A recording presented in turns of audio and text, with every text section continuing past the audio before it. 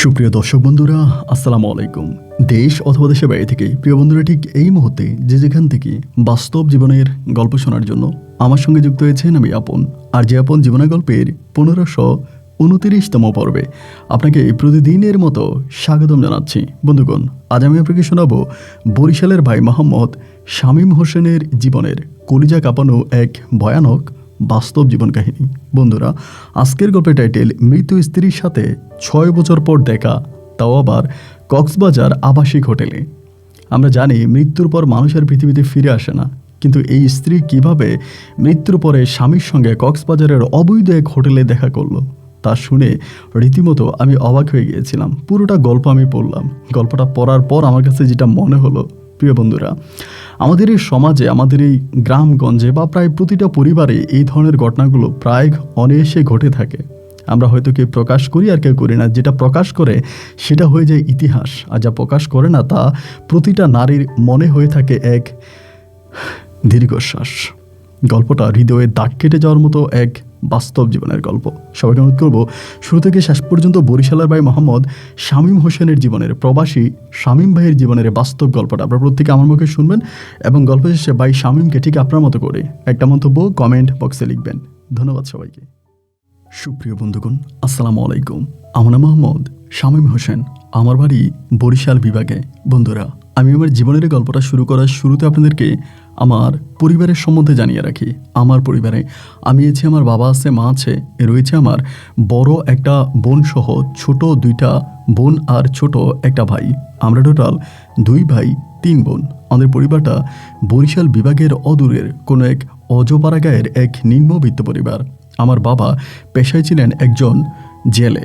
আমার বাবা আমাদের বাড়ির পাশে রয়েছে এক খাল, সেই খালের মাছ ধরতেন এবং মাছ বিক্রি করে আমাদের গোটা পরিবারটা চালাতেন। যদিও প্রথম দিকে আমার বাবা মাঝির কাজ করতেন, খালের এই পার থেকে ওপারে মানুষ পারাপার করতেন। পালাক্রমে আমাদেরও এখানে একটা ভালো ব্রিজ হয়ে যায়। অনেক বড় একটা লোহার ব্রিজ হয়ে যাওয়ার পরে আমার বাবার ওই নৌকা চালানোটা বন্ধ হয়ে যায়। পরিশেষে সেই নৌকা দিয়ে আমার বাবা খালের মধ্যে মাছ ধরতে শুরু করে। সকাল রাত মিলিয়ে বাবা খালে মাছ ধরে এবং ওই মাছ বিক্রি করে খুব কষ্ট করে আমার বাবা পরিবারটা চালাতো। পরিবারে অনেকগুলো সদস্য ছিল, যদিও একটা সময় আমার দাদা দাদি ছিল। তাদের মৃত্যুর পরে আমরা অনেকগুলো ভাই বোন। দেখা যায় আমার বাবার একার উপার্জনের উপরে এতগুলো পরিবারের মুখে আহার তুলে দেওয়া সত্যি বড় বেদনাদায়ক বা কষ্টকর হয়ে যাচ্ছিল। এমন করে আমার শৈশবের দিনগুলো কাটতে থাকে। ছোটবেলা থেকে আমি পড়াশোনা করার তেমন কোনো সুযোগ পাইনি। একটা কথা আপনাকে জানিয়ে রাখি, আমরা যে ভাই বোনগুলো আছি, আমাদেরকে দেখলে কেউ আসলে বাঙালি বলবে না, কারণ আমাদের চেহারা সম্পূর্ণ বিদেশিদের মতো। আমাদের মাথার যে চুলগুলো ছিল এগুলোও দেখতে অনেকটা লাল কিংবা সাদা বর্ণের। আমার মা দেখতে খুব অন্যরকম, আমার বাবাও দেখতে খুবই সুন্দর। শুধু আর্থিক অভাব অনটন ছাড়া আমাদের পরিবারের আর কোনো সমস্যা নেই। আমার একটা বোন যেন ইংরেজের মতো এত সুন্দর।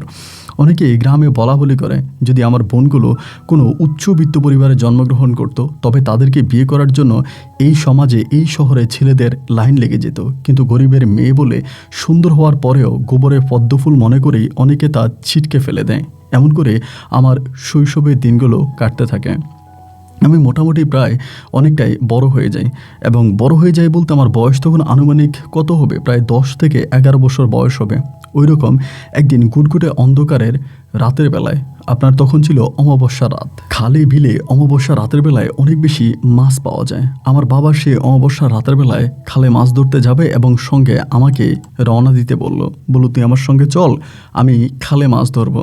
তা আমার আসলে এই রাতের বেলায় খালে বিলে যাওয়া মাছ ধরা এগুলো আমার পছন্দ না। আমার বাবাই মাছ ধরতো এবং শখ করে হয়তো মাঝে মাঝে দিনের বেলায় বাবার সঙ্গে আমি একটু একটু যাইতাম, কিন্তু রাতের বেলায় ভুলেও আমি ঘর থেকে বাবার সঙ্গে মাছ ধরার উদ্দেশ্যে বের হতাম না।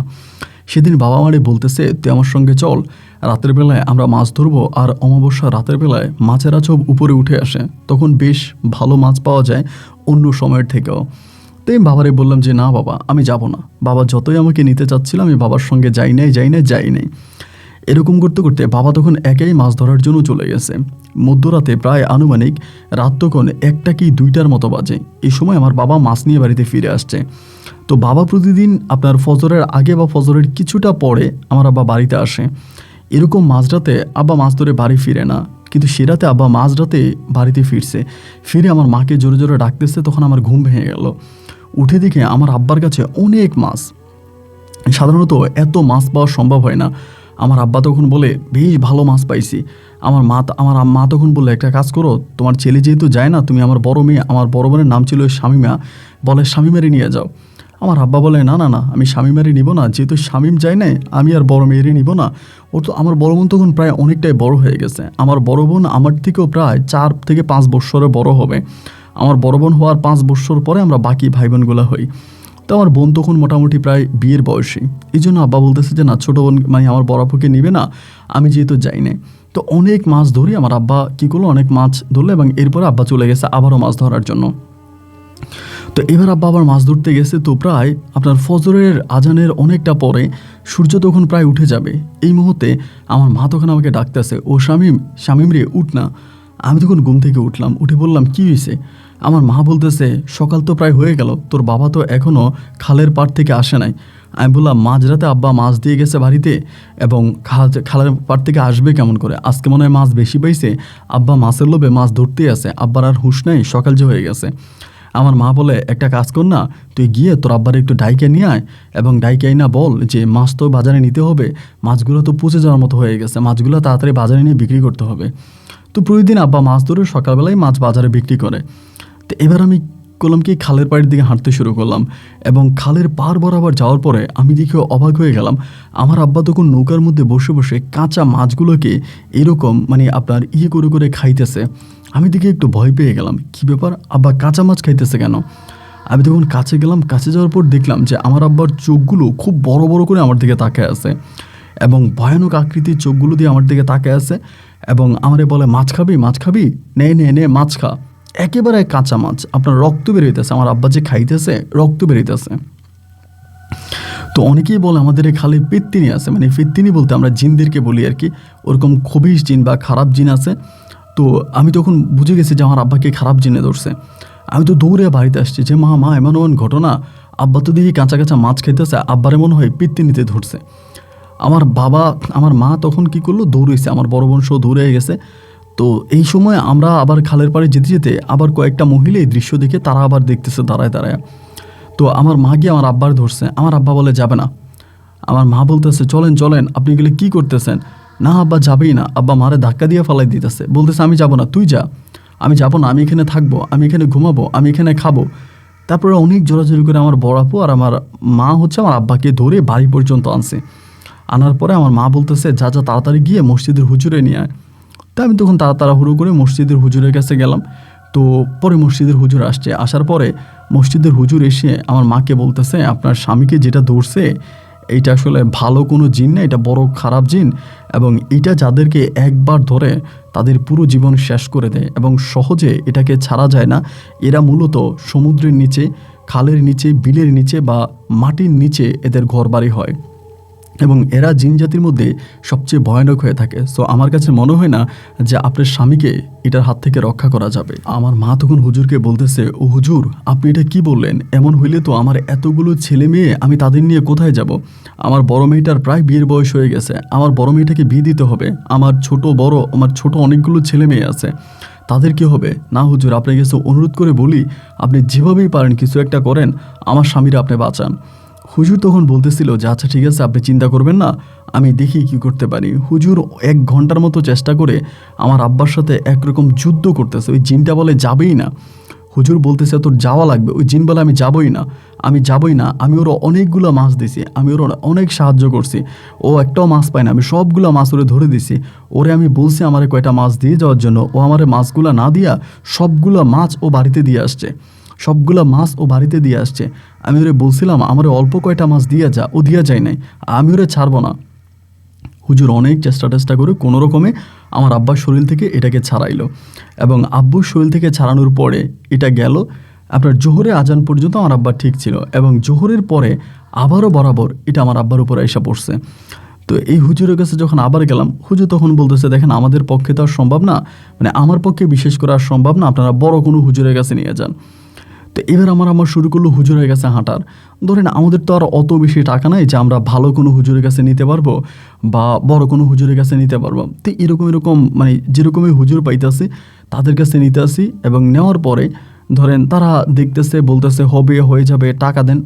আমার আম্মুর কাছ থেকে টাকা নেয় এবং সাময়িক সময়ের জন্য আমার আব্বুর শরীর থেকে এটা যায় এবং এরপরে যথারীতি আবারও চলে আসে। আমি বুঝি না, আমার আব্বার শরীরে তাবিজ পরানো থাকে, কোমরে তাবিজ থাকে, মাথায় তাবিজ থাকে এবং শরীরের মধ্যে তাবিজ থাকে, তারপরেও এটা কত পাওয়ারফুল এবং দুষ্ট জিন যে এত তাবিজ থাকার পরেও এটা আমার আব্বার উপরে আবারও অ্যাটাক করে বসে।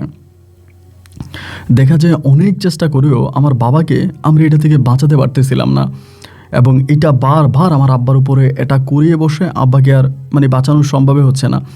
এবং আমার আব্বা কী করে জানেন, মানে প্রতি রাতেবেলায় মাছ খাবো, আমার মাছ দেয়, আমি মাছ খাবো, আমার মাছ দেয়, মানে মাছ যদি আব্বারে না দেওয়া হয়, মানে কাঁচা মাছ যদি না দেয়, আব্বা ঘর বাড়ি সব ভেঙে ফেলে, মানে ঘর বাড়ি আর কোনো কিছু ঠিক রাখে না, ঘর ভেঙে ফেলে, বাড়ি ভেঙে ফেলে, মানে প্রচুর চিল্লায়।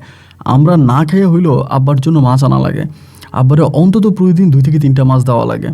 তো এরকম হুজুর কবিরাজ দেখাতে দেখাতে একটা সময় আমরা একেবারে মানে আর পারতেছিলাম না।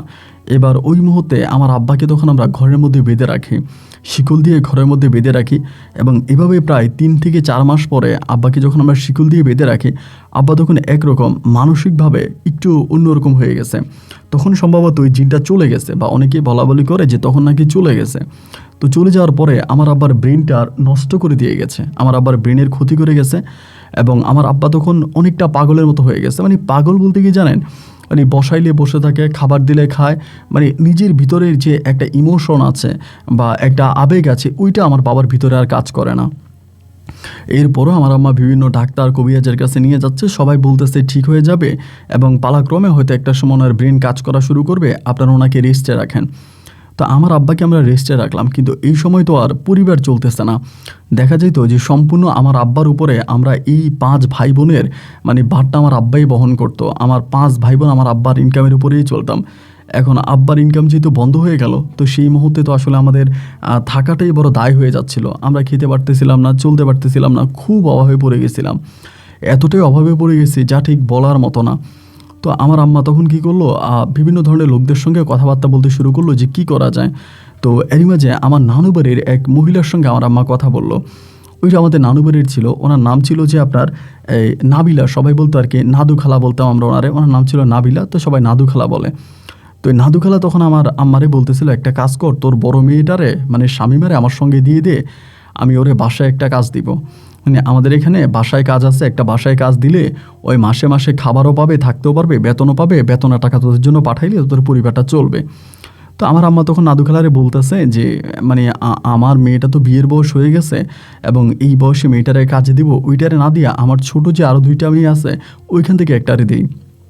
নাদু খালা বলে যে না না না, ছোটো মেয়েদেরকে কেউ কাজে নেবে না, যদি মানে দেওয়াই লাগে তাহলে তোর বড় মেয়েটারে দিয়ে, আমি তোর বড় মেয়েটারে দিয়ে কাজে লাগাবো এবং তোরে আমি মাস শেষে টাকা দিব এবং প্রয়োজনে তোর মেয়ে আমার বাসায় কাজ করবে। মানে প্রথমে বলতেছে যে অন্য কারো বাসায় কাজ করাবে, এরপরে বলতেছে যে না, তোর মেয়ে আমার বাসায় কাজ করবে, আমার বাসায় কাজ করবে এবং আমি মাসে মাসে টাকা দিব। তা আম্মা তখন বলতেছে যে তাহলে যদি তোর বাসায় কাজ করে আর তুই যদি মাসে মাসে টাকা দেস তাহলে তো আর কোনো সমস্যা নেই, আমার তো আর কোনো ভয় রইল না। যেহেতু আমার যুবতী মেয়ে অন্যের বাসায় কাজ করতে গেলে অন্যের চোখের লালসা শিকার হতে পারে, তো এই কারণে যেহেতু তুই আমার বোন আর তোর বাসায় কাজ করবে তাহলে তো আমার কোনো রিস্ক নাই। এরপরে আমার বাবার এই অবস্থার মধ্যে আমার বোনকে তখন পাঠিয়ে দেওয়া হয় ঢাকাতে। আমার বোন তখন ঢাকায় আমার ওই নাদু খালার বাসায় তখন কাজের উদ্দেশ্যে চলে যায় এবং সেখানে গিয়ে আমার বোন সেই মুহূর্তে কাজ করতেছে। তো প্রথম 2-1টা মাস মানে কি হইতো আমরা জানি না, আমার বোন চিঠি লিখতো। তখন কিন্তু আপনার মোবাইল ছিল, বাট আমাদের এলাকায় কোনো ফোন টোন মানে আমাদের বাসায় ফোন ছিল না। তো আম্মা যখন খবর নিতে যাইতো নাদু খালার বাড়িতে, আমার বোনের সঙ্গে যখন একটু একটু যোগাযোগ করতো, ফোনে কথাবার্তা বলতো, আমার বোন খুব কান্নাকাটি করতো, মানে প্রচুর কাঁদতো, আমার মার কাছে কান্নাকাটি করতো এবং কেন এইভাবে কান্নাকাটি করতো আমার মা তখন বুঝতে পারতো না। আমার মা তখন বলতো একটা কাজ কর, তুই চলে আয়, তোর যেতে এতটাই খারাপ লাগে তুই চলে আয়। আমার বোন তখন আমার মায়েরে বলতো আমি বাড়িতে চলে গেলে আমার এতগুলো ভাই বোনের মুখে খাবার দিবা কোত্থেকে, এতগুলো ভাই বোনরা খাওয়াবা কোত্থেকে, এই কথাগুলো মানে এরকম করে বলতো। তো বলতে বলতে প্রায় 1 বৎসরের মতো আমার বোন তখন ঢাকাতে কাজ করে, মানে ঢাকাতে থাকে। তো 1 বৎসরের ভিতরে আমার বোন হঠাৎ করে না, প্রায় আপনার 2-3 মাস কষ্টে ছিল এবং 2-3 মাস পরে প্রচুর টাকা দিতে শুরু করে। বাড়িতে মোটামুটি ভালোই টাকা দিতেছে, আমরা ভালোভাবেই চলতেছি এবং মানে অন্যরকমভাবে টাকা দিতেছে। এইভাবে যে টাকা দিতেছে এটা আসলে আমরা বুঝতেছি না কেন এত টাকা কোত্থেকে ইনকাম করে, বা ও তো একটা বাসায় চাকরি করে, এত টাকা পাওয়ার তো কথা না, তাহলে এত টাকা কোত্থেকে দিতেছে। সবার ভিতরেই তখন এই জিনিসটা কাজ করতেছে যে এত টাকা কই পায়। এই করতে করতে আমার বোন প্রায় 1.5 থেকে 2 বৎসরের মতো ওই নাদু খালার বাসায় ছিল, এবং নাদু খালার বাসায় থাকার পরে সম্ভবত আমার নাদু খালার সঙ্গে আমার বোনের কোনো একটা ঝামেলা হয়েছে। তো আমি তখন কী করতাম জানেন, গায়ে বাতাস লাগিয়ে চলতাম।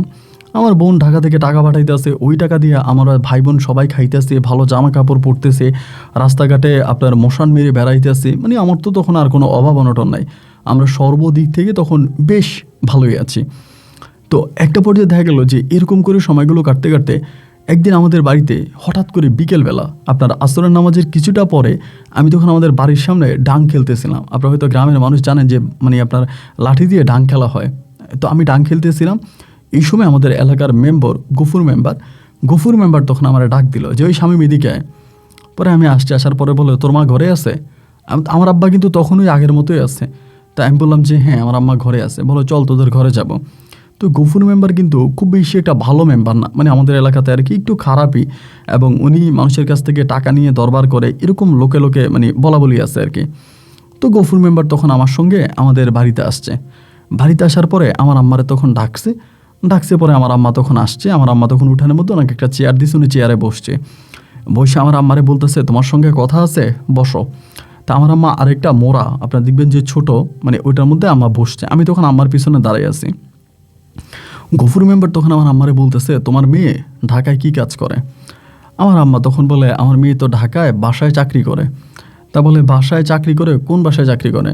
বলে আমার যে বোন আছে, আমার দুঃসম্পর্কের এক বোন আছে, আমার ওই বোনের বাসায় চাকরি করে। তোমার বোনের নাম কি? আমার মা তখন বলতেছে আমার বোনের নাম হচ্ছে আপনার নাবিলা, আমরা সবাই নাদু বলি। তারপরে বলে যে আচ্ছা ঠিক আছে, তো তোমার ছেলের হাতে এটা কি? তখন কেসিওতে অনেক দামি দামি ঘড়ি বেরোয়েছিল কেসিও কোম্পানির। তো আমার আম্মা বলে ও তো এটা ঘড়ি হাতে দিছে, বলে দিত ঘড়িটা খুলে যেত। তো আমি ঘড়িটা খুলে তখন গফুর মেম্বার হাতে দিছি। তো মেম্বার তখন ঘড়িটা হাতে নিয়ে বলতেছে যে ঘড়িটা তোরে কে দিছে? আমি বললাম যে আমার বোন পাঠাইছে ঢাকা থেকে। পরে গফুর মেম্বার বলে আমার মায়েরে বলে এই ঘড়িটার দাম কত জানো? আমার আম্মা বলে না রে বাবা, আমরা কি ঘড়ি হাতে দিই, আমরা দাম জানি? আমার মেয়ে পাঠাইছে, আমার ছেলে ব্যবহার করতেছে, আমি তো দাম জানি না।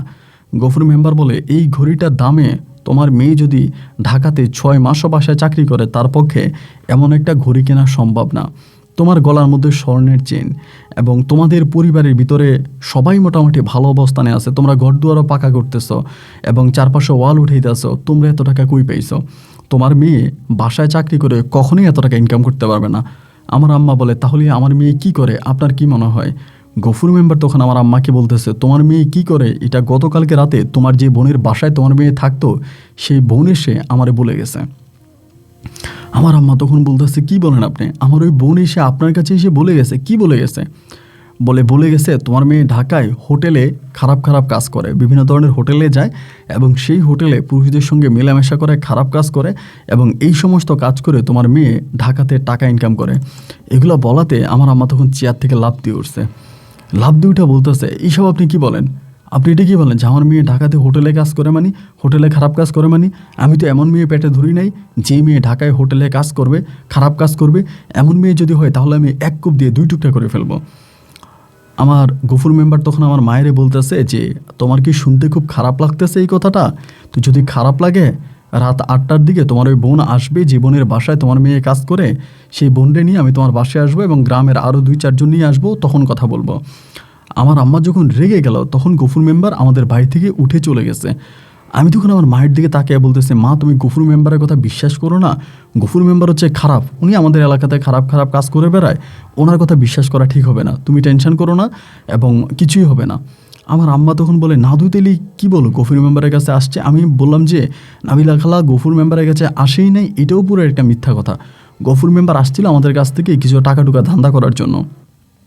এর ভিতরেই আমার সঙ্গে কথা বলতে বলতে ঘড়ির কাঁটার সময় তখন রাত প্রায় 8টা, এবং ইতিমধ্যেই দেখলাম নাদুখালা, গফুর মেম্বার সহ আমাদের গ্রামের আরও 5-7 জন মানুষ হঠাৎই আমাদের উঠানে এসে আমার মাকে ডাকতেছে।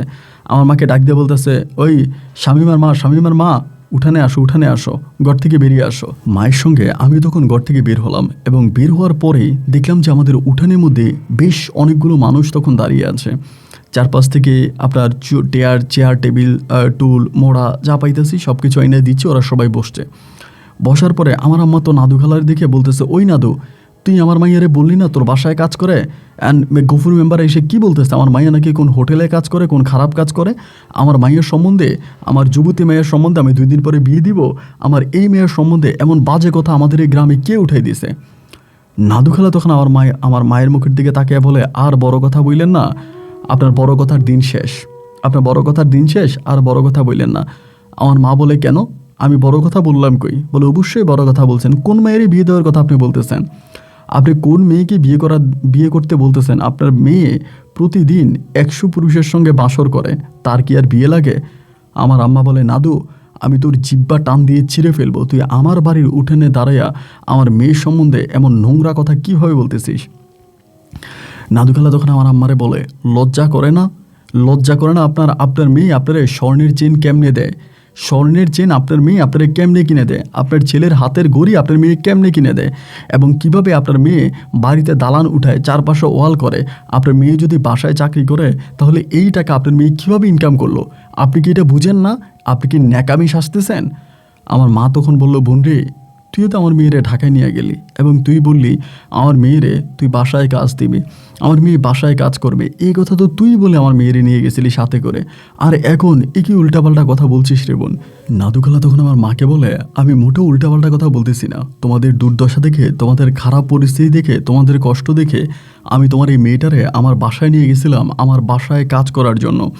আমি মেয়েটারে বাসায় কাজ দিছিলাম, মেয়েটা বাসায় কাজ করতো, কিন্তু তোমার মেয়ে ঢাকা শহরে গিয়া খারাপ হয়ে গেছে, এবং তোমার মেয়ে এখন বিভিন্ন হোটেলে যাইতেছে, বিভিন্ন মানুষের সঙ্গে খারাপ কাজ করতেছে।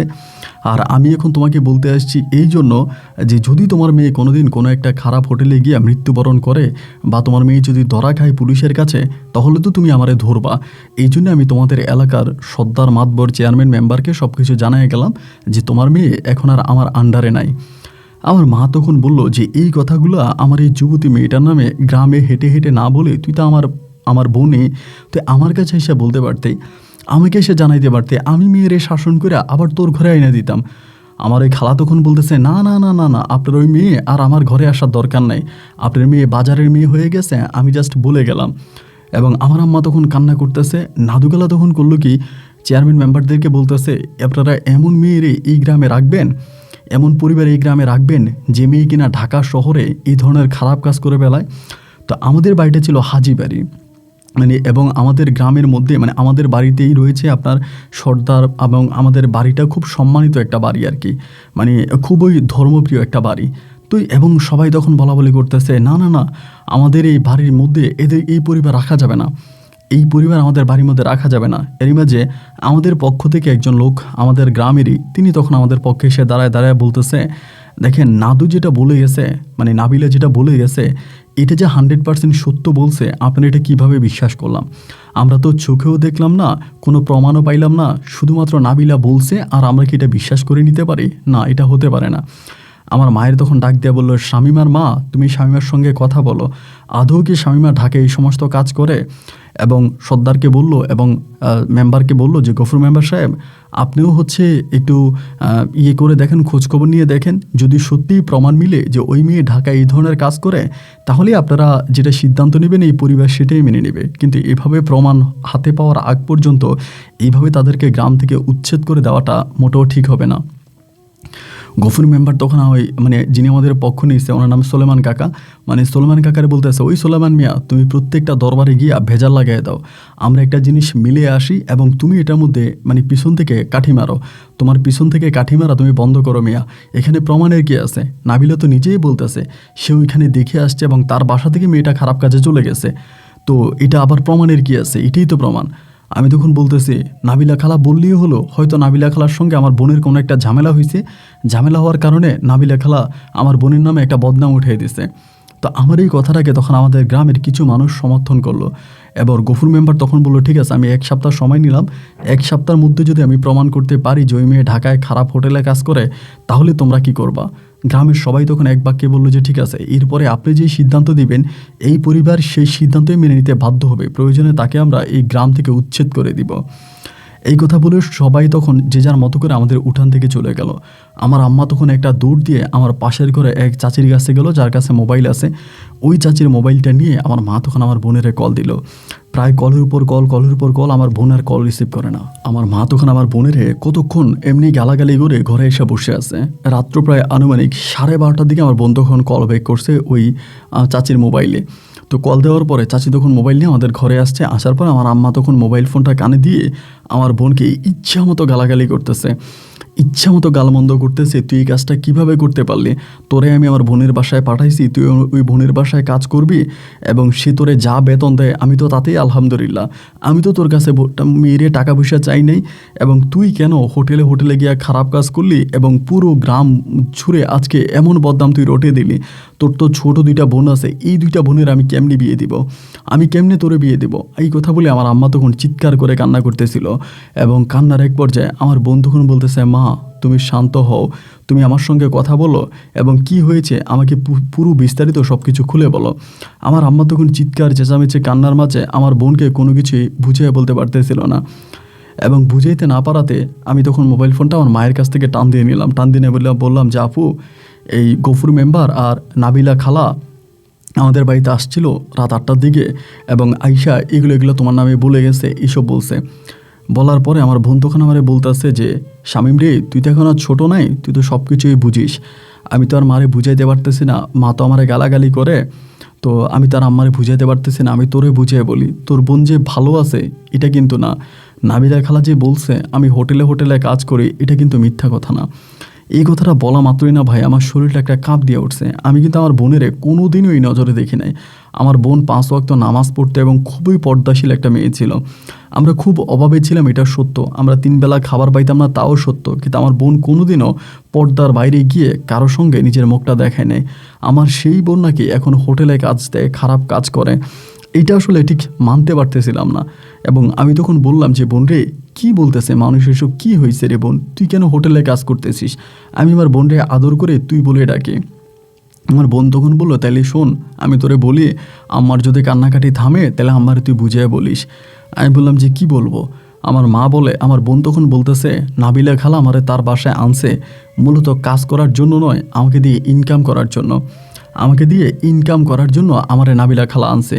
আমি বললাম যেমন? আমার বোন বলতেছে নাবিলা খালা আমারে তার বাসায় আনছে, তার বাসায় আনার পরে আমি তার বাসায় থাকতাম, খাইতাম, এবং তার যে হাজব্যান্ড আছে মানে খালু মাঝে মাঝে তার এক বন্ধুকে নিয়ে আসতো আমাদের এই বাসায়, এবং বাসায় ওই বন্ধুকে নিয়ে এসে আমার রুমে ওই বন্ধুকে পাঠিয়ে দিত, এবং পাঠিয়ে দিয়ে আমারে বলতো যে তুই চিল্লিয়ায় চেঁচামেচি করিস না, আমার বন্ধু সমস্যা নাই। এবং নাবিলা খালা নিজেও আমারে বলতো যে সমস্যা নাই, তোরে টাকা দিবে, তুই কিছু মন খারাপ করিস না, তোর সঙ্গে কিছুটা সময় থাকবে, চলে যাবে, বড়লোক মানুষ, একটু সময় কাটাবে আর কি। এই বলে 1 জন 2 জন 3 জন করে বাইরের অসংখ্য লোকদেরকে আমার রুমে ঢুকিয়ে দিত নাবিলা খালা এবং তার স্বামী। তারা দুজনে আমার রুমে এইভাবে লোক ঢুকাই দিত এবং এই লোকগুলোই আমার রুমে ঢুকে আমার সঙ্গে খারাপ কাজ করত। এবং ওই মুহূর্তে আমি তখন কান্নাকাটি করতাম, খালারে বলতাম যে খালা এই ধরনের কাজ আমি করব না, আমার এই ধরনের কাজ ভালো লাগে না, খালা আমি এটা করবো না। তখন খালা আমারে বলে যে তোর এটা করাই লাগবে, যেহেতু করে ফেলছিস এটা থেকে তুই বেরোতে পারবি না। এবং আমাকে আমার পারিবারিক অভাব দেখাইতো যে তুই বাড়িতে গেলে তোর মা না খেয়ে মরে যাবে, তোর বাবার ওষুধের টাকা লাগে, তোর বাবার প্রতি মাসে অনেক টাকার ওষুধ লাগে, এই ওষুধকে কিনে দিবে, তোর মায়ের কে খাওয়াবে, তোর গোটা পরিবারটা ধ্বংস হয়ে যাবে, তুই শেষ হয়ে যাবি, তুই আমাদের বাসা থেকে যাইস না, তুই থাক এবং কিচ্ছু হবে না, বাইরে মানুষ জানবে না, তোর খালুই তো বাইরে থেকে 1 জন 2 জন করে আনতেছে, তাতে আমাদের সবই চলতেছে। এবং এগুলো বলে খালা আমাকে দীর্ঘ অনেকগুলো মাস ওই বাসাতে এই ধরনের কাজ করাতো। তা আমি দেখতাম কি যে আমি এই ধরনের কাজ করি, কিন্তু ধরেন কাস্টমার যদি, আমার বোন আমারে বলতেছে যে কাস্টমার যদি 100 টাকা দেয় এবং দেখা যায় যে খালা আমারে 20 টাকাও দেয় না, আমার 10 টাকাও দেয় না, খালাই সব টাকা নিয়ে যায়, আমার শুধু খানা খরচের জন্য কিছু টাকা দেয়। তা আমি তখন চিন্তা করছি, নাচতে যেহেতু নামছি, এখন তো আর পর্দা করে লাভ নাই, আর শরম পাইয়া লজ্জা পাইয়া লাভ নাই। যার জন্য রে ভাই, ঠিকই আমি একটা সময় নাবিলা খালার বাসা থেকে বেরিয়ে গেছি, একজনের সঙ্গে, একটা লোকের সঙ্গে কথাবার্তা বলছি, এই লোকে আমারে আইনে এক জায়গায় দিচ্ছে, আমি এখন সে জায়গায় কাজ করতেছি। তো এখন তো আর নাবিলা খালা আমার দিয়ে ইনকাম করাইতে পারে না, আমার দিয়ে আর নাবিলা খালার কোনো লাভ নাই, ইনকাম হয় না। এই জন্যই নাবিলা খালা এখন রাগে, ক্ষোভে, জিদে এবং হিংসা করে আমাদের বাড়িতে গিয়ে এগুলো বলছে, আমার যা বলার আমি তোকে বলছি এবং তুই এটা মারে বলে দিস। এটা বলে আমার বোন চিৎকার করে কান্না করতে করতে ফোনটা তখন কেটে দিল। ফোন কেটে দেওয়ার পরে আমি তখন মায়েরে বললাম যে, মা তুমি কান্না থামাও, আমি তোমার সব কিছু বুঝিয়ে বলতেছি। এবার আমি সব কিছু আমার মায়েরে বুঝিয়ে বলছি যে, মা দেখো, আমার বোন মানে বড়াপা শামিমা আপা এটা বলছে, শামিমা আপা ঢাকাতে এমনি খারাপ হয়ে গেছে এবং ওই নাদু খালা নিজেই আমার বোনেরে খারাপ বানাইছে এবং নাদু খালা এগুলো করছে। এবং ওই সময় আমার মা তখন বলতেছে, একটা কাজ কর তুই, তাইলে সকালে আমরা চেয়ারম্যানের ইয়ের কাছে যাব। অবশ্যই এটা আমার বোনই করছে, নাদু আমার বোনরে, আমার মেয়েরে খারাপ বানাইছে, আমার মেয়েরে নাদু ঢাকা নিয়ে খারাপ বানাইছে, আমি সবাইকে ডাকবো। যেখানে তারা 1 সপ্তাহ ডেট দিয়ে গেছে, 1 সপ্তাহ পরে তারা আবারও আসবে, দরবার করবে বা এটা নিয়ে তারা একটা সিদ্ধান্ত নেবে, সেখানে আমার আম্মা নিজে গিয়ে সবাইকে ডাকলো। এর পরের রাতেই আমাদের বাড়ির উঠানে পুনরায় আবারও দরবার হলো এবং দরবারে নাদু খালাকেও উপস্থিত করা হলো।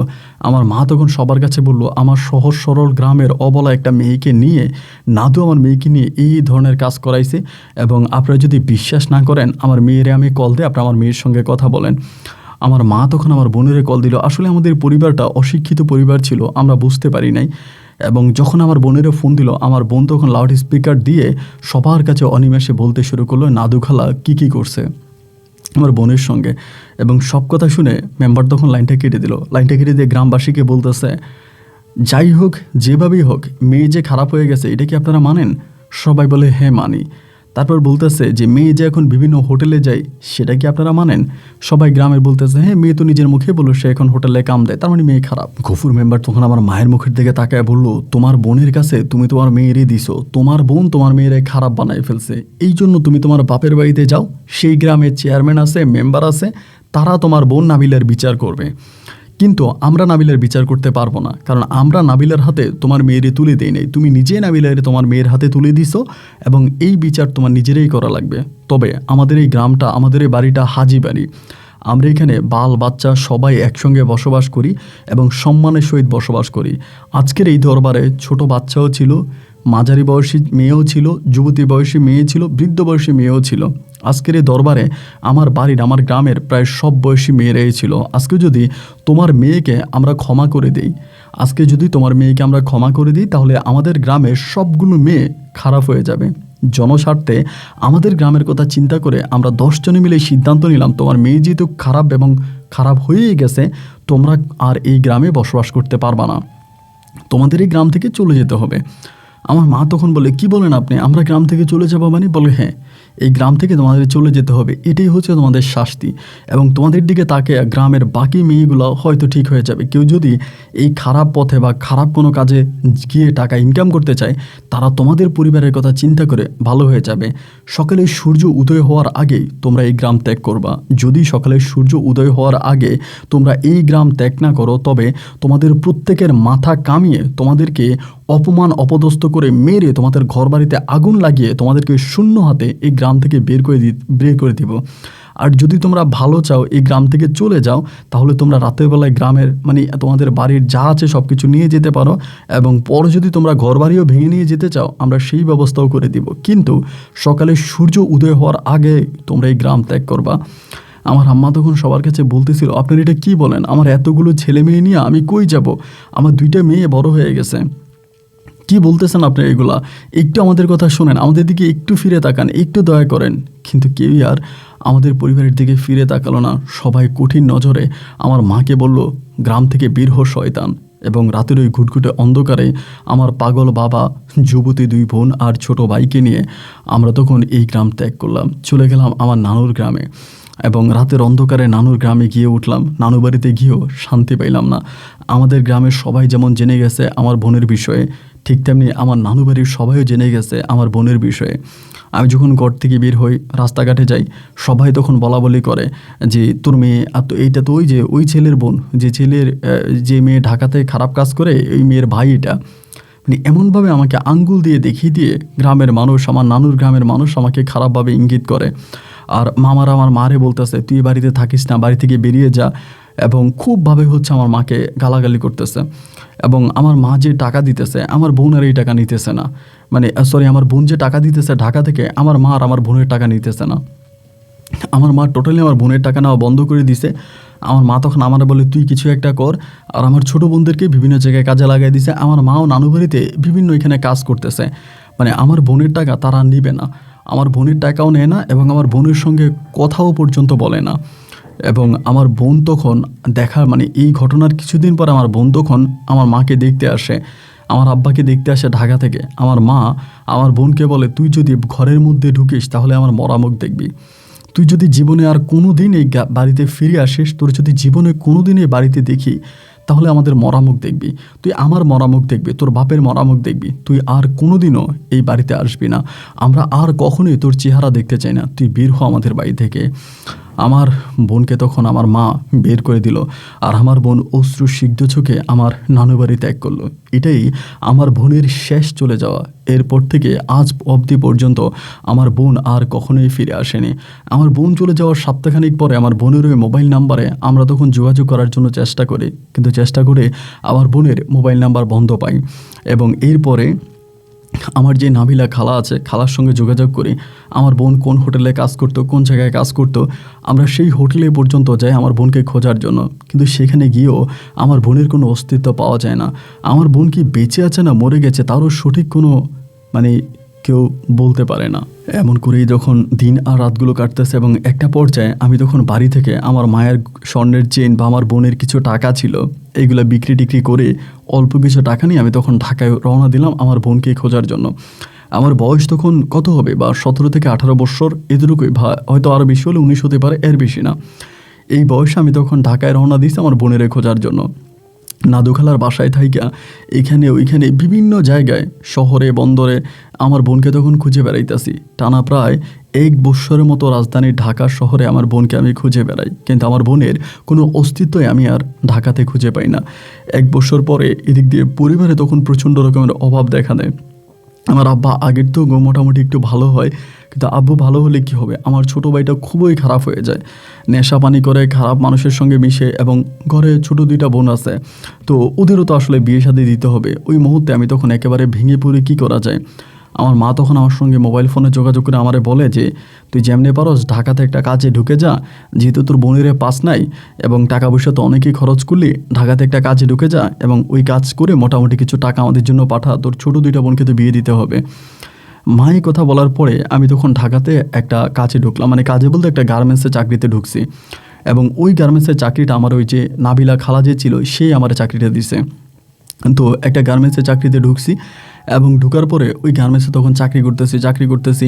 তো গার্মেন্টসের চাকরি তো বুঝিনি, আসলে গার্মেন্টসে যারা চাকরি করে এরাই মূলত বাংলাদেশের চাকা ঘুরায়, এরাই হচ্ছে বাংলাদেশের হীরার টুকরা সন্তান, কিন্তু এদেরকেই সমাজে মূল্যায়ন করে না এবং সবাই তাদেরকে খারাপভাবে দেখে। গার্মেন্টসে চাকরি করে এটা বললেই জানি কেমনভাবে একটু তাকায়, মানে মনে হয় যেন গার্মেন্টসে চাকরি করে একটা পাপ, এর থেকেও বড় পাপ হতে পারে না। গার্মেন্টসে যে মেয়ে চাকরি করে তার ভালো কোনো জায়গায় বিয়ে হয় না, গার্মেন্টসে যে ছেলে চাকরি করে তার কাছে ভালো কোনো মেয়ে বিয়ে দেওয়া হয় না। মনে হয় যেন গার্মেন্টসে চাকরি করা হচ্ছে পৃথিবীতে সবচেয়ে মহা পাপের কাজ। তো যাই হোক, আমি গার্মেন্টসে চাকরি করি এবং চাকরি করে 2-4 টাকা ইনকাম করি, পরিবারের জন্য পাঠাইতেছি, চলতেছি। তো গার্মেন্টসে চাকরি করতে করতে আপনাদের কুমিল্লার একটা মেয়ে আছে, নাম হচ্ছে পাখি নামের একটা মেয়ের সঙ্গে আমার তখন পরিচয় হয়। মেয়েটা বেশ ভালোই ছিল, খারাপ না, আমার সঙ্গে বেশ ভালো একটা সম্পর্ক হলো এবং আমি তখন চাকরি বাকরি করতেছি। তো আমার অনেক হেল্প করতো, আমার বয়সে হয়তো 1-1.5 বছর বা 2 বছরে বড় হবে, বাট খুবই সুন্দরী ছিল, মানে অনেক সুন্দর। তো আমার সঙ্গে কথাবার্তা বলতো, আমি কাজ করতাম, মানে আমি তখন হচ্ছে হেল্পার ছিলাম এবং এই পাখির সহযোগিতায় আমি তখন হেল্পার থেকে অপারেটর হই, মানে সে আমাকে মেশিন চালানো শেখায়, সে সিনিয়র, আমি জুনিয়র ছিলাম।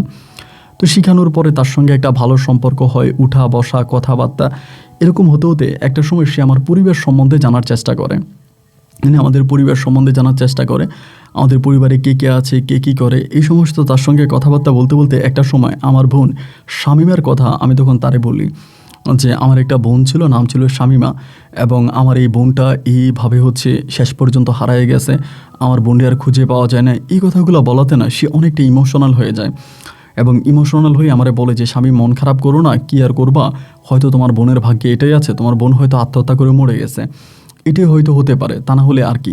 তো এই সময় আমার সঙ্গে উনি কথাবার্তা বলে, আমিও তার সঙ্গে কথাবার্তা বলি, মাঝে মাঝে বাইরে ঘুরতে যাই, বিশেষ করে শুক্রবারের ছুটির দিনে তার সঙ্গে ঢাকা শহরের এখানে সেখানে অলিতে গলিতে ঘুরে বেড়াই। তখন তার সঙ্গে আমার একটা মধুর সম্পর্ক হয়, মানে খুবই গভীর এবং মধুর একটা সম্পর্ক হয়ে যায়। তার সঙ্গে ঘোরাফেরা করে, তার সঙ্গে এখানে সেখানে যাই, এরকম করতে করতে অনেকেই হয়তো মনে করে সে আমার গার্লফ্রেন্ড, কিন্তু বয়সে সে আমার বড়, আমি তার বয়সে ছোট, এবং তার আগেও একটা বিয়ে হয়েছিল, কিন্তু যে কোনোভাবেও ওই সংসারটা ভেঙে যায় এবং হাজব্যান্ডের সঙ্গে খারাপ সম্পর্ক, ডিভোর্স হয়ে যায়, তারপরে সে এসে গার্মেন্টসে চাকরি করে। পরে এরকম করতে করতে আমার না তারা ভালো লাগতো, কিন্তু আমি তারা বলতে ভয় পাইতাম যে বললে যদি সে আর আমার সঙ্গে কথা না বলে, আমাদের যে একটা ফ্রেন্ডশিপ আছে এটাও যদি নষ্ট হয়ে যায়, এই জন্য তারা বলতে চাইতাম না। পরে গার্মেন্টসের অন্য একটা মেয়েকে দিয়ে আমি তখন তারা প্রস্তাব পাঠাই যে আমি তার সঙ্গে প্রেম করতে চাই। যদিও তার কাছে মোবাইল আছে, আমার কাছেও মোবাইল আছে, চাইলে মোবাইল ফোনে বলা যাইতো, কিন্তু মোবাইল ফোনে না বলে আমি অন্য একটা পার্সনকে দিয়ে তাকে আমি তখন প্রপোজাল দিলাম তো যার সঙ্গে আমি রিলেশনে যেতে চাই। এবং একটা পর্যায়ে ও তখন রাজি হলো যে ঠিক আছে আমার সঙ্গে প্রেম করবে, কিন্তু একটা শর্ত আছে, শর্ত হচ্ছে এটা প্রেম করবে ঠিক আছে, তবে বিয়ের পর, মানে বিয়ের আগ পর্যন্ত কোনো প্রেম ভালোবাসা কিছুই না, বিয়ের পরে সে আমাকে বিয়ে করবে, তারপরে প্রেম করবে। তো আমার আসলে ওই সময় আপনার বয়স খুবই কম এবং দেখতে শুনতেও মাশাআল্লাহ অনেক সুন্দর ছিলাম। পরিশেষে ভাবলাম যে ঠিক আছে যদি বিয়েই করতে বলে তাহলে বিয়েই করি। তো আমি তখন তারে বিয়ে করি, এবং বিয়ে করার পরে দুজনেই তখন ঢাকাতে থাকতে শুরু করি। তো ঢাকাতে তখন আমরা একসাথে বাসা ভাড়া করি, বাসা ভাড়া করে একসঙ্গে থাকতেছি, সেও চাকরি করে আমিও চাকরি করি, এবং এইভাবে সময়গুলো কাটতেছে। আর বাড়ির মধ্যে তখন ফোনে যোগাযোগ হইতেছে, কথাবার্তা হইতেছে। ইতিমধ্যে মাও জেনে গেছে যে আমি ঢাকাতে বিয়ে করছি। তা আম্মা এটাতে খুব রাগ করছে। আমার ছোটো ভাইটা ভাই এতটাই খারাপ হয়েছে যা বলার মতো না। ও পরিবারে তো কোনো টাকা পয়সা দেয়ই না, আমার মাকে কোনো সাহায্য সহযোগিতা করেই না, বরং আমি যে বাড়িতে টাকা পাঠাইতাম ওই থেকে ও আমারে মাইরেটের আমার কাছ থেকে টাকা নিয়ে যাইতো। ওই যে দুটো ছোটো বোন ছিল তারাই মোটামুটি আমার আম্মুর সঙ্গে থাকতো, আমার আম্মুকে হেল্প করতো এবং আম্মুর সঙ্গে ভালো সম্পর্ক ছিল। তা এরকম করেই ধরেন আপনার তখন দিন আর রাতগুলো অতিবাহিত হচ্ছিল, আমি ঠিক আমার মতো করেই টাকা পয়সা পাঠাইতেছি। এমন করতে করতে পাখি তখন হঠাৎ করে প্রেগনেন্ট হয়ে যায়। তো ওর পেটে যখন বাচ্চা আসে, আসার পরে ও আর গার্মেন্টসে যাইতে পারে না, ও আর গার্মেন্টসে কাজ করতে পারে না। তখন দেখা যায় যে গার্মেন্টসে আমিই কাজ করতেছি, আমি কাজ করতেছি এবং কাজ করে যে টাকা বেতন পাইতেছি, বাড়িতে টাকা দেওয়া লাগতেছে, এখানে ঘর ভাড়া দেওয়া লাগতেছে, পাখিরাই খাওয়ানো লাগতেছে, যেহেতু ওর পেটে বাচ্চা আসতেছে কিছু টাকা জমানো লাগতেছে। মানে এক কথায় বলতে গেলে ভাই ওই সময়টাতে খুব অভাবে পড়ে যাই, মানে আসলে অনেকটা অভাবে পড়ে যাই, ঠিকমতো চলতে পারি না, খাইতে পারি না, মোটামুটি খুব অভাব দেখা দেয়। এবং অভাব দেখা দেওয়ার পরে আমার আম্মা তখন বলে তুই বিয়ে করলি কেন, এই সময় তো দুইটা বোনেরই বিয়ে দিয়ে তারপরে বিয়ে করতে, তোর তো বিয়ের বয়স পেরিয়ে যাচ্ছিল না, তোর তো এখনও বিয়ের বয়স হয় নাই। মানে মায়ের অনেক রাগ ক্ষোভ আমার উপরে। আসলে আমি এটা ভুল করছি, এই সময় আমার আসলে বিয়ে করাটা ঠিক হয় নাই, যেহেতু করেই ফেলছি এখন আর কি আর করা। এবং ওই মুহূর্তে ওর পেটে বাচ্চা থাকা অবস্থায় একজন আমারে মানে পাখি আমারে বলতেছে যে শামীম আমাদের ভবিষ্যৎটা কী হবে, আমি তোমার থেকেও বয়সে 2 বছরের বড়, এটা ঠিক আছে, কিন্তু আমাদের তো কোনো ভবিষ্যৎ নাই।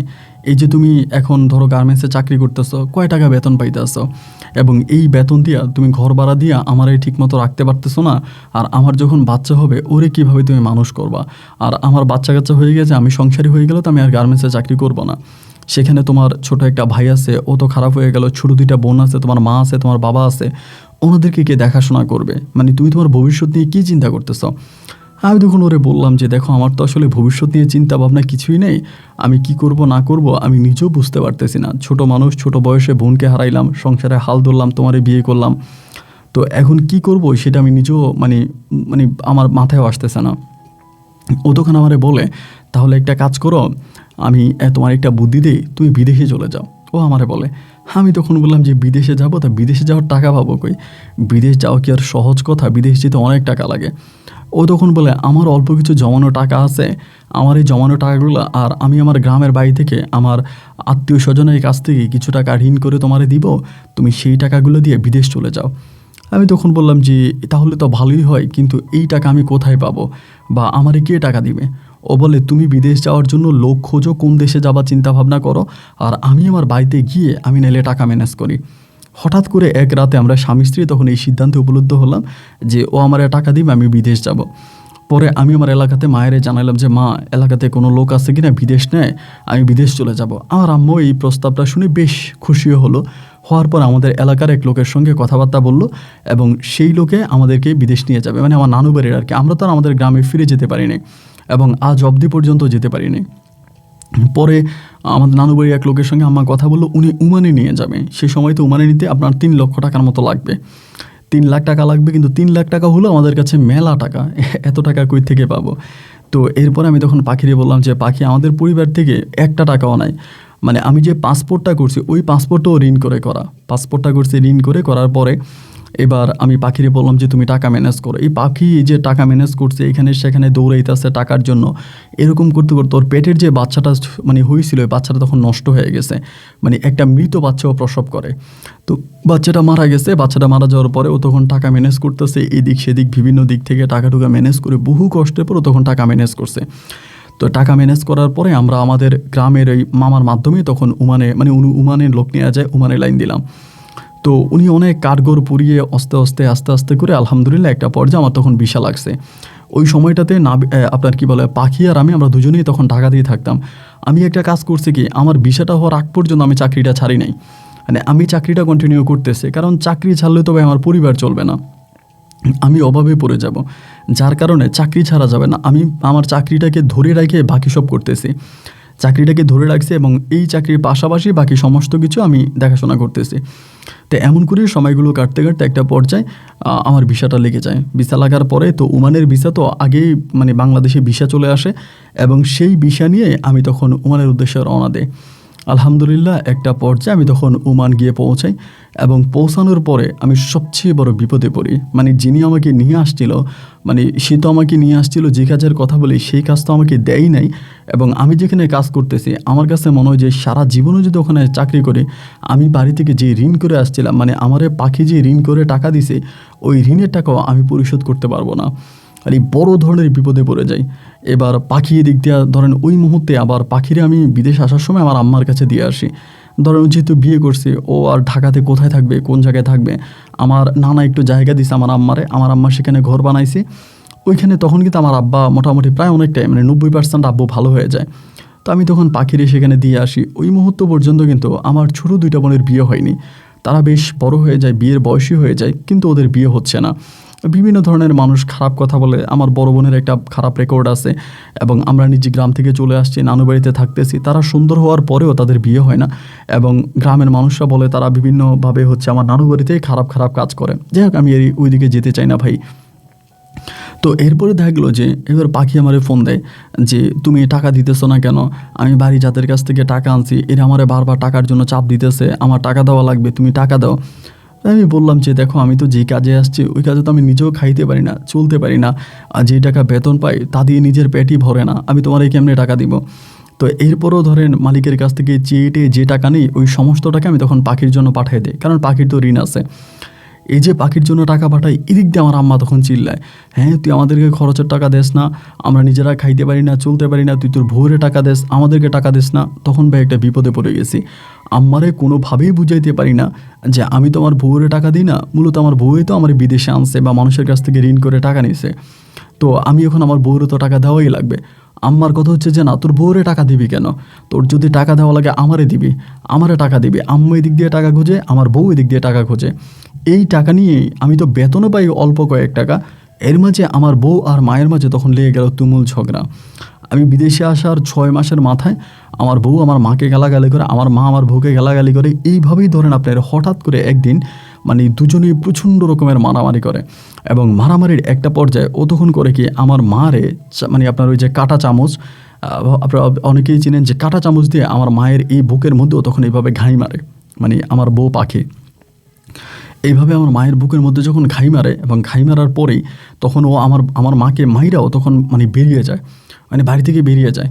এবং বাড়ি থেকে বেরিয়ে যাওয়ার পরে আমার মা তখন আমাকে ফোন দিয়ে বলে যে তোর বউ তো আমার এমনি এমনি মারছে।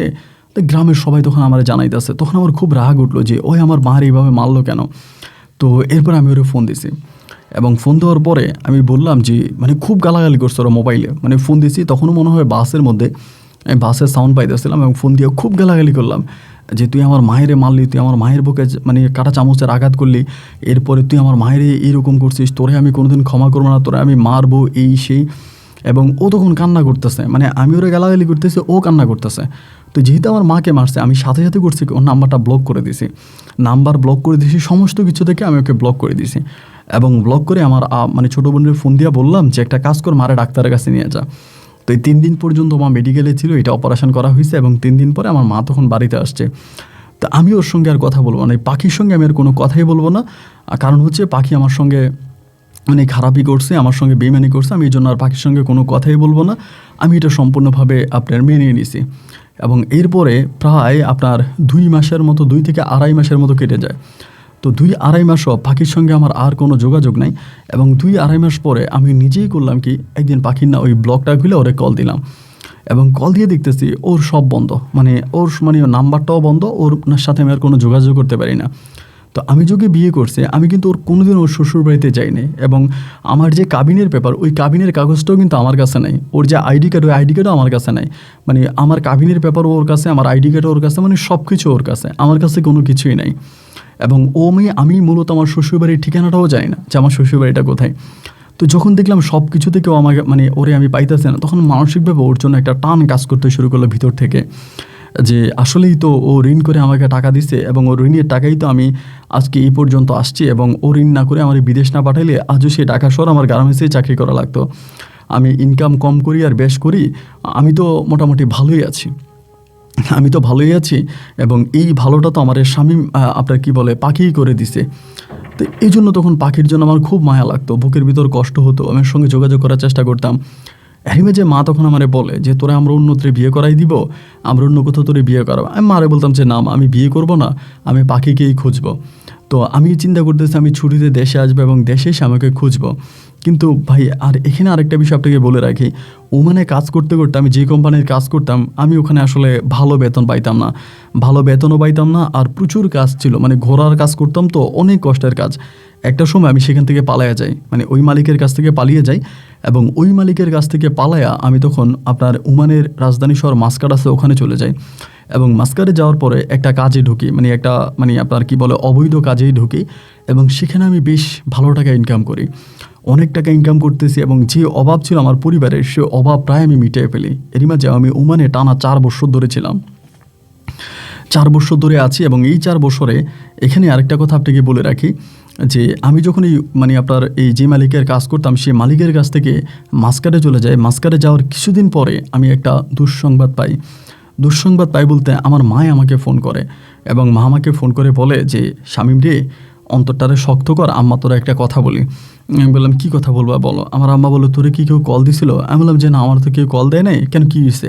আমার মা বলে আমাদের বাড়িতে একটা লোক আসছিল তোর শ্বশুরবাড়ির, এবং ওই শ্বশুরবাড়ির লোকটা এসে বলে গেছে তোর বউ নাকি মারা গেছে, তো আমাদেরকে বলে গেছে। আমি বললাম যে তো আমাদের ফোন নাম্বার তো ছিল, তোমার ফোন নাম্বার ছিল, আমার বোনদের ফোন নাম্বার ছিল, তো আমার ফোন নাম্বার ছিল, আমাদেরকে জানাইলো না।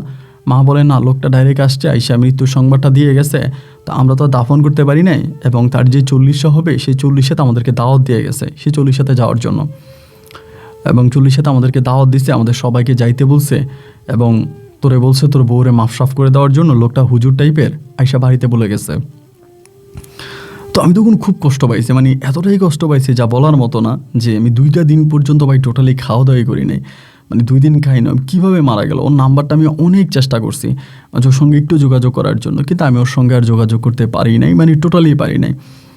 এবং পরিশেষে আমি তখন মাস্কাটে চলে গেছি, ওখানে একটা হোটেলে চাকরি করতেছি অবৈধভাবে, অবৈধ হোটেলে কাজ করি, এবং ভালো টাকায় তখন বেতন পাইতেছি, পরিবারে টাকা পাঠাইতেছি, পরিবার চলতেছে। মা বারবার বলতেছে তুই দেশে তোরে বিয়ে করাবো, মানে আমি যা দেশে যাব, বিয়ে শাদী করবো, এই ইচ্ছাটা তখন আমার মনে ভাই পরিপূর্ণভাবে মরে গেছে, মানে সম্পূর্ণভাবে এটা মরে গেছে। এবার ছোট ভাই বোন, মানে ছোটো বোনগুলারে বিয়ে দিলাম, ভাইটারে ঢাকা আপনার এই আমাদের বরিশালী এলাকাতে, নানুবাড়ি এলাকাতে একটা ব্যবসা ধরাই দিলাম, ঘর বাড়ি করলাম, জায়গা কিনলাম, মানে অনেক কিছু করছে এই বিদেশে টাকা দিয়ে। আমার পাখি মরে যাওয়ার প্রায় 6 বছর পর্যন্ত আমি ওমানে ছিলাম। 6 বছরে ভালো টাকা পয়সা ইনকাম করি, এবং নিজে আরেকটা নতুন কফিল ধরে বৈধতাও নিয়ে নেয়, মানে নিজের বৈধ হই। এবং বৈধ হওয়ার পরে 6 বছর পরে আমার কেমন জানি খুব কষ্ট হইতেছিল যে আমি বাড়িতে আসবো। 6 বছর পরে তখন বাড়িতে আসি, বাড়িতে আসার পরে মা বলতেছে তুই বিয়ে কর। আমি বললাম যে না, আমি বিয়ে করবো না, আমি বিয়ে করবো না, আমার বিয়ে করার কোনো ইচ্ছা নাই। মা বলতেছে তুই বিয়ে কর, এইভাবে জীবনটা আর নষ্ট করিস না, তুই বিয়ে কর, তোর বউ যেহেতু মারা গেছে আজকে 6 বছর, তুই বিয়ে করে ফেল। না, আমি বিয়ে করলাম না। বিয়ে না করতে করতে মানে অনেক দিন কেটে গেল। বাড়িতে আসছি, আসার পরে আমার আম্মা সবার কাছে বলতেছে, আমি তুমি সবসময় কান্না করতাম। আম্মা বলে আমার ছেলেটা সবসময় কান্না করে, ওর ভালো লাগে না। তো আমাদের এলাকারই কিছু পোলাপাইন, মানে নানুবাড়ি এলাকারকে মামা হয় সম্পর্কে কিছু পোলাপাইন থেকে ওরা সবাই ধরছে যে ভাই চলেন আমরা হচ্ছে একটু কুয়াকাটা থেকে ঘুরে আসি। বলেন কুয়াকাটায় যাবো। আমি বললাম যে না রে ভাই, আমি কুয়াকাটায় যাবো না, কুয়াকাটা যেতে ইচ্ছা করতেছে না, আমার খুব জোরাজোরি করতেছে। তো আমার মানে ভিতরটাতে ইচ্ছে করতেছে আমি দূরে কোথাও ঘুরতে যাব, মানে অনেক দূরে। পরে আমি বললাম যে কুয়াকাটা যাবো না, কক্সবাজারের নাম অনেক শুনছিলাম, চল আমরা কক্সবাজার যাই। সবাই তখন বলতেছে যে ভাই আমাদের এলাকার পাশে কুয়াকাটা, আমরা কুয়াকাটা না গিয়া কক্সবাজার কেন যাব। আমি বললাম যে না রে ভাই, আমার ভিতরে কেন যেন কক্সবাজার টানতেছে, তোরা যদি যাস তাহলে কক্সবাজারেই যাব, কক্সবাজার যাব। তো ওদের সবার সঙ্গে তখন আমি কক্সবাজারে গেছি, মানে আমাদের এই মানে নানুবাড়ির পোলাপাইন যা আছে এগুলোর সঙ্গে আর কি, মানে ওরা আমার নানুবাড়িরই লোকজন, ওদের সঙ্গেই গেছি। তো ওদের সঙ্গে যাওয়ার পরে তখন আমি এই মানে কক্সবাজারে গেছি, গিয়া ঘুরলাম ফিরলাম, একদিন কাটছে, মানে যেদিন গেলাম ওই দিন ঘুরলাম। এরপরে রাতের বেলায় ওরা বলতেছে যে ভাই চলেন একটু বডি ম্যাসাজ করাবো, মানে বডি ম্যাসাজ করাবে। আমি তখন বললাম যে না রে, আমার বডি ম্যাসাজ করাইতে হবে না, আর আমি তো বিদেশে ছিলাম, এগুলো পছন্দ করি না, আমার ভালো লাগে না। ওরা টানাটানি করতেছে, না ভাই চলেন। আর যে না, আমি যাব না। ওরা তখন নিজেরাই গেছে, এবং নিজেরা যাওয়ার পরে রাত্র আনুমানিক প্রায় ওরা যখন গেল তখন প্রায় 12টার মতো বাজে। 1টার দিকেই ওইখানের একটা ছেলে, আপনার শাহজালাল নামের, আমার মামা হয়ে সম্পর্কে, শাহজালাল দৌড়ে এসে আমার হোটেলের মধ্যে বলতেছে, শামীম মামা উঠেন, তাড়াতাড়ি উঠেন। যে কী হচ্ছে, বলে তাড়াতাড়ি উঠেন, ঘটনা খারাপ। যে কী ঘটনা খারাপ? বলে ভাবিরই দেখছি। আরে কি বলে, এই মামিরই দেখছি আমারে বলে। তো আমার কোনো সময় ভাই বলে, কোনো সময় মামা বলে, এরকম আর কি, কিন্তু ওর সম্পর্কে আমার মামা হয়, যেহেতু আমার বয়সের ছোট।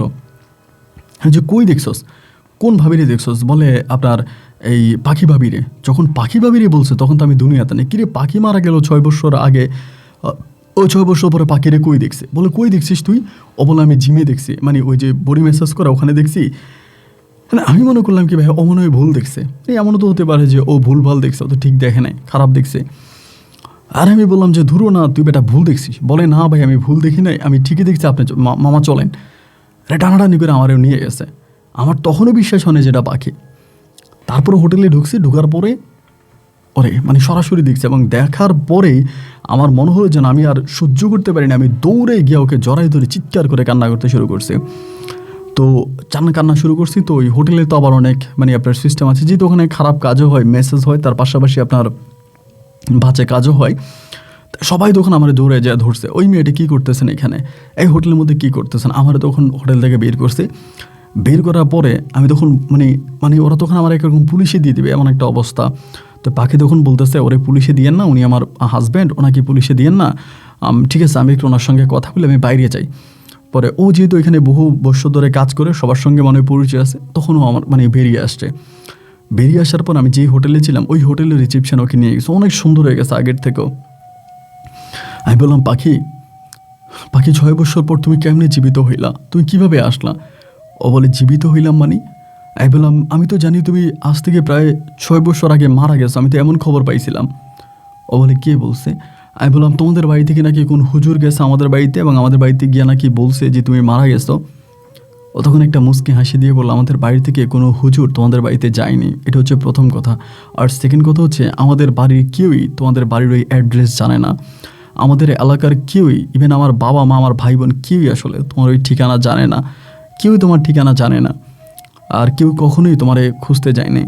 আমি বললাম পাখি তাহলে তোমার নম্বরে আমি কেন পাই না? তোমার সাথে অনেক যোগাযোগ করার চেষ্টা করেছি। ও বলে তোমার মা আমাকে এইভাবে মেরে বাসা থেকে বের করে দিছে, তুমি শুধু চিৎকার করে করে এটাই বললা যে তোমার মায়ের বুকের মধ্যে আমি এইভাবে কাঁটা চামচ ঢুকাই দিছি, তুমি কি আমার বুকেরটা মানে আমার পেটেটা দেখো নাই? তখনও পেট দেখাইলো যে আমার মা ওরে চাকু দিয়ে এভাবে ঘাই মারছে, ওরও মানে দাগটা এখনও পড়ে আছে, সেলে দাগগুলো এখনও দেখা যাচ্ছে। বলে দেখো এখানে তোমার আম্মা আমাকে চাকু মারছিল, এবং তোমার আম্মু চাকু মারার পরে আমি এটা ওড়না দিয়ে পেঁচিয়ে বাইদা তার উপরে আমি বোরকা পরে তোমাদের ঘর থেকে বেরিয়ে গেছি। আর সেই তুমি গাড়ির মধ্যে, আমি এটা সেলাই করার টাকা আমার কাছে ছিল না, তুমি আমার কাছে গাড়ির মধ্যে ফোন দিয়া আমারে গালাগালি করলা, আমার নাম্বার সব কিছু ব্লক করে দিলা। আমি চেষ্টা করছি তোমাকে ফোন থেকে বলার জন্য, তোমার মাও তো আমাকে মারছে।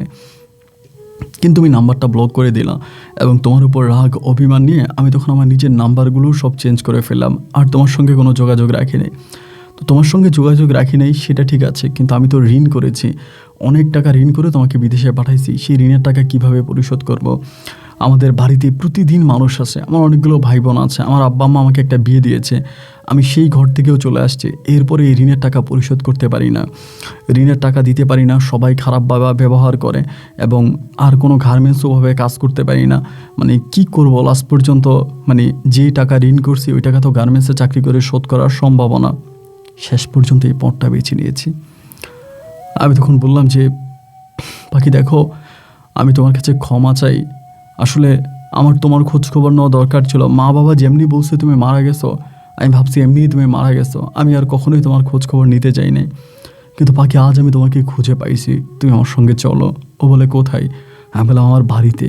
ও বলে কেন? আমি বললাম সংসার করব। ও বলে প্রতিদিন অনেক পুরুষের সঙ্গে কাটিয়েছি, নতুন করে আর তোমার সঙ্গে থাকতে চাই না, তুমি একটা বিয়ে করো, বিয়ে করে সংসার করো। আমি বললাম পাখি এটা কোনোদিনও হতে পারে না, আমি তোমাকে ভালোবেসেছি, বিশ্বাস করো 6টা বৎসর হয় তোমার সাথে আমার কথা হয়নি, আমি মনকে একটা সেকেন্ডের জন্য বিশ্বাস করতে পারিনি তুমি মারা গেছো, কিন্তু আজ 6 বছর পর যখন তোমাকে কাছে পেয়েছি আমি তোমাকে কোনো দিনও ছাড়বো না পাখি, আমি তোমার সঙ্গে একটা নতুন সংসার করব, তুমি আমার সঙ্গে চলো পাখি, প্লিজ আমারে কষ্ট দিও না, আমার সঙ্গে চলো।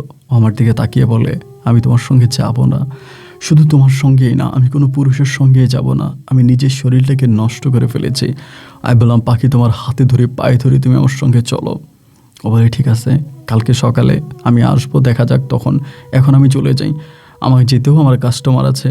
স্বামীকে রেখে ও তখন খারাপ কাজ করার জন্য কাস্টমারের কাছে চলে গেল, সারাটা রাত চিৎকার করে কাটলাম, সকাল হয়ে গেল, পাখি আর আসলো না, আমি ওর ফোন নাম্বারটাও রাখলাম না। সকালে আবারও হোটেলে গেলাম, কি ওর খোঁজ খবর নিয়ে জানতে পারি, মানে ওই বডি মেসেজদের হোটেলে জানতে পারি যে ও নাকি ওখান থেকে চলে গেছে কালকে রাতেই।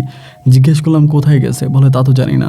সেই থেকে প্রায় আমি 2টা মাস টানা কক্সবাজার থাকি, এমন কোনো জায়গায় নেই ওরা আমি খুঁজি নাই, ওরা আমি পাই নাই। শেষ পর্যন্ত বাড়িতে আসি, এসে আব্বা আম্মার সাথে খারাপ ব্যবহার করে আমি পুনরায় আবারও সেই পরবাস ওমানে চলে আসি।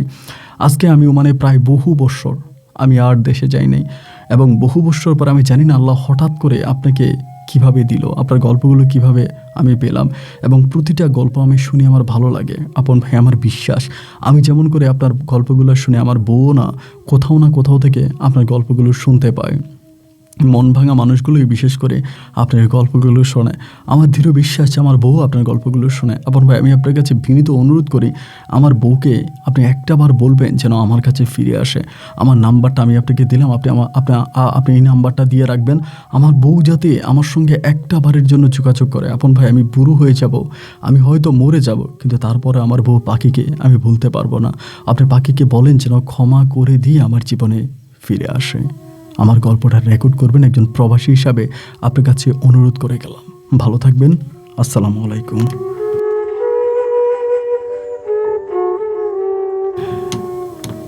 প্রিয় বন্ধুগণ, সবাইকে অনেক বেশি ধন্যবাদ এ পর্যন্ত আমার সঙ্গে থেকে বরিশালের ভাই ওমান প্রবাসী শামীম হোসেনের জীবনের এই হৃদয় বিদারক বাস্তব গল্পটা শোনার জন্য।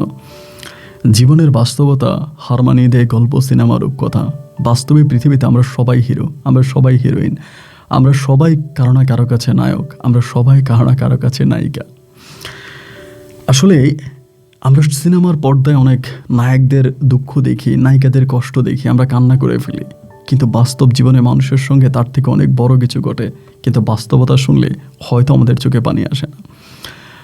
আমি এমনও জীবনের গল্পের অনুষ্ঠানগুলোতে এরকমও গল্প পেয়েছি যে গল্প অর্ধেক পর্যন্ত আমি নিজে পড়ে অঝরে কান্না করেছি।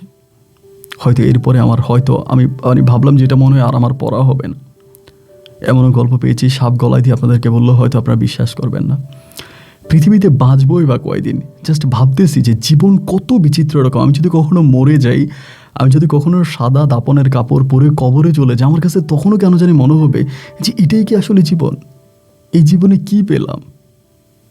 হাজারো স্বপ্ন নিয়ে অনেকেই কবরে চলে যায়। জীবনটা আসলে ধোঁকা। ইয়েস, জীবনটা আসলেই ধোঁকা, জীবনটা আসলেই ধোঁকা। সবাই ভালো থাকবেন, সুস্থ থাকবেন, এবং এই গল্প নিয়ে যদি ব্যক্তিগত কোনো মতামত থাকে তো কমেন্ট বক্সে লিখবেন। আজ এখানেই বিদায়, দেখা হবে নতুন দিন নতুন কোনো গল্পে। আল্লাহ হাফেজ এন্ড আসসালামু আলাইকুম।